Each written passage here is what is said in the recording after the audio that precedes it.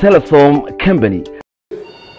أنا مقعد عبد الساعة عبد الله أحمد قال كانت لبعض إن هاكم حكومة عندنا شركة تلسوم يو هم كبير تي في واحد اللي هاكا كسي وضع مع مشين السيارة اللي جلسه. بسم الله الرحمن الرحيم. السلام عليكم ورحمة الله وبركاته. مقعد عبد الكريم إسماعيل waxaa ka mid ah tartamayaasha ku guuleystay barnaamijka aadka faa'iidada u leh ee soo deysay shirkadda Telesom ee Kadis. ugu horeyn waxaan u mahad celinayaa shirkadda Telesom oo runtii maxay toolay ku hawlan sidii macaamiisheeda ay u qancin lahayd.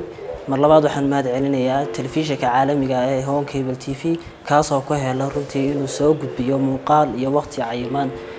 ugu dambeyntii waxaan u bogaadinayaa shirkadda Telesom inay runtii ay si maxay toolay kordhiso adeegan aadka u qiimaha badan ee Kadis oo runtii oran karno dhinacyo fara badan ay isugu jiraan.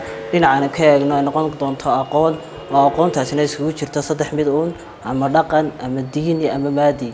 marka runtii aad baan ugu bogaadinayaa shirkadda Telesom. bismillahir rahmanir rahiim. anigu magacayahay maxamed saciid ismaan kana mid ah tartamayaasha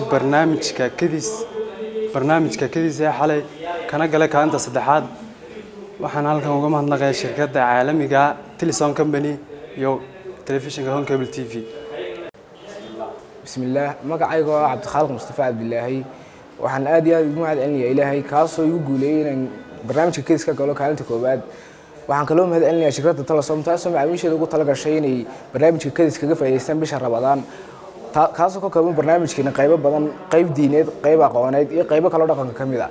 waxaan kaloo aad ugu mahad celinayaa telefishinka Home Cable TV kaasoo si toosan ugu soo daayay barnaamijkan anagoo xaafadaha joogna kaga soo jawaabinay su'aalaha aad iyo aad baan ugu mahad celinayaa iyagana.